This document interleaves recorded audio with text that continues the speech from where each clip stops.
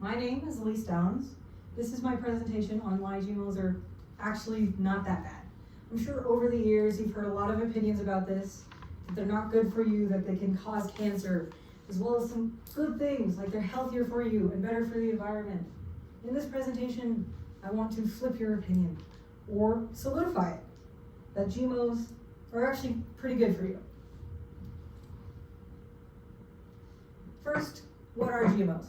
We can't formulate an opinion on something if we don't understand it. So, what are GMOs?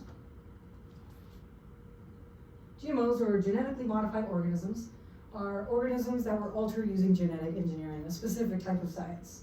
In this model, you can see the two main practices of genetically modified organisms, which is recombinant DNA technology or reproductive cloning. Recombinant DNA technology is basically splicing the DNA together. You look at your DNA, you go, okay, this is the part that I want to change or I want to make better, and then you make it that way. Sounds pretty simple, but I'm sure it's a lot more complicated than that. However, reproductive cloning is probably much more simple than the first one, where it's exactly what it sounds like. It's cloning. You say, okay, I like this plant, I'm going to make more of this plant. Genetically modified organisms are a lot more specific than selective breeding, which is what we used prior to having genetic engineering. And so now we can be a lot more precise. Common genetically modified crops. Common genetically modified crops are what it sounds like. Crops that they use genetic engineering on. On the left are crops that are usually modified for resistance reasons. Cotton, corn, canola, soybean, alfalfa, and rice. These ones on the left are more for presentation or flavor or shelf life. Papaya, pink pineapple, summer squash, eggplant, apple, and sugar beet. Apples are genetically modified to reduce browning and make it take longer to brown, so they stay fresher longer. Common reasons for genetic modification.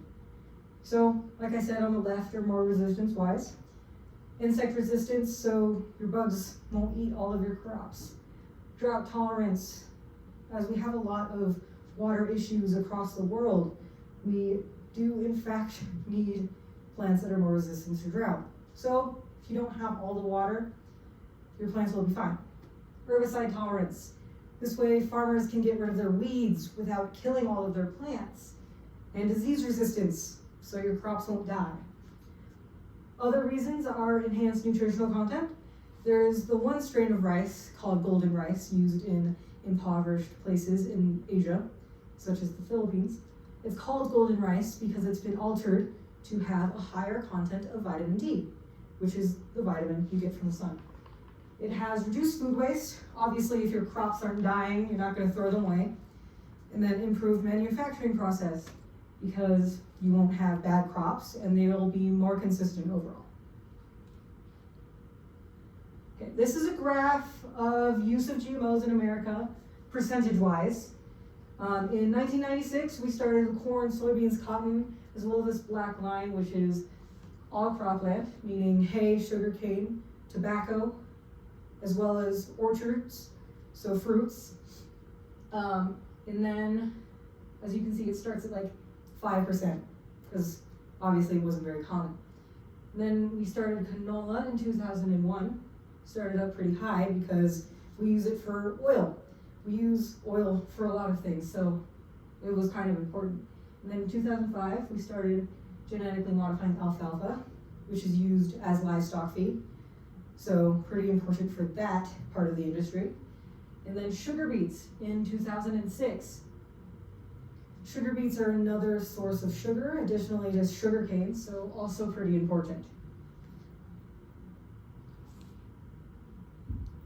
The next part is going to be on the argument of GMOs. Are they good? Are they bad? What should you think?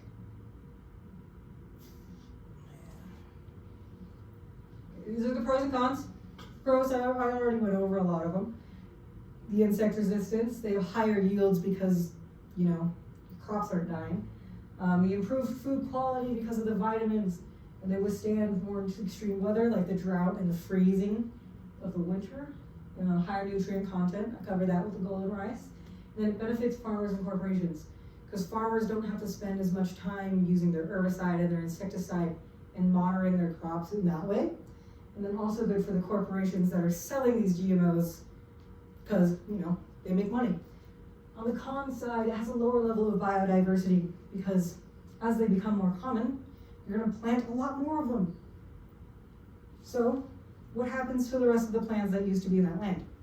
They're gone. It can harm beneficial insects because it has built-in insecticide. The insects that could be pollinating it could also die from that built-in insecticide. The emergence or evolution of diseases.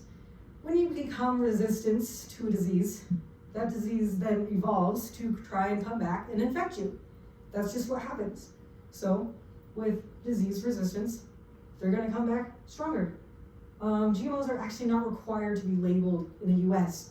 So you could be coming across a product that says organic, but it might not be. But if your product is labeled as 100% organic, it is going to be 100% organic. It leads to the overuse of pesticides. Because your crops are resistant to pesticides and other chemical solutions, you could overuse it because it's not actually harming your crops, which then toxifies your land. And one of the most important, in my opinion, is that the seeds grown from these crops cannot be used to plant more. Companies like Monsanto make these this way, so they have to go back and buy more. Common beliefs about GMOs.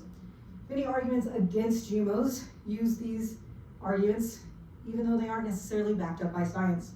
People say they have an increased risk of cancer because they're genetically modified and they're bad for you. I even saw one article that said it would alter your DNA, which is not how that works. People say there's a possible chance of allergic reaction due to the DNA changes, which is also not true because it's still the same plant. It's just ever so slightly different to increase yield or against insecticide. Has toxic effects on your organs. Not true. And cell and tissue damage. Like I said before with the DNA altering, it's not really how it works. So, what does science actually say? Science says GMOs are just as safe as regular crops. There's no evidence that they can cause allergic reactions differently than regular crops. I mean, if you're allergic to organic wheat, you're going to be allergic to GMO wheat, but not because it's GMO. GMOs are not changed in ways that could intentionally increase risk of cancer. However, there are no studies showing that they increase the risk of cancer. And then GMOs have more steroids or antibiotics than their organic counterparts, so there's not really more chemicals in them as well. So, in conclusion, GMOs are safe to consume. Typically, they're better than organic because of those added vitamins and because it can also reduce the use of herbicides and insecticides. GMOs from companies like Monsanto can indeed not be reproduced, which is worse for farmers because they have to keep going back and buying them because they can't plant their own seeds. And of course this is good for Monsanto because of the continuous sale, but they're not going to change their ways. So there isn't really anything to worry about health-wise for the increased risk of cancer or the allergic reactions until there are sufficient scientific studies that say otherwise. So please, don't be scared of genetically modified organisms. These are my sources. Thank you for watching my presentation.